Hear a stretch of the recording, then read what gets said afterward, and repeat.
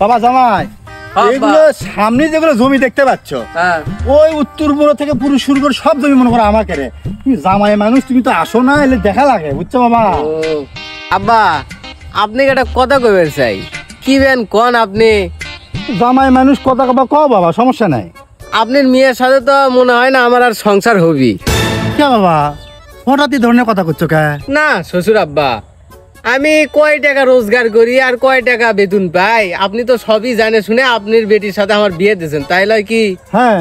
আল্লাহর রাত পোয়াতে না পোয়াতেই আপনার বেটি আসে করে কি আমার কাছ থেকে, আজ দেও 1000, পরশু দেও 500, কাল দেও 1000, কয়দিন পরে দেখিচ্ছি আমাকে ভিক্ষা করে খাওয়া লাগবি। জামাই তুই মনে কিছু করো না বা, এই আমার মেয়ে যে প্রতিদিন এতগুলো টাকা লেয়, এই টাকাগুলো নিয়ে করে কি? তা আমি কেমনি কবার পারবো? আমি টাকা দেই নাকি?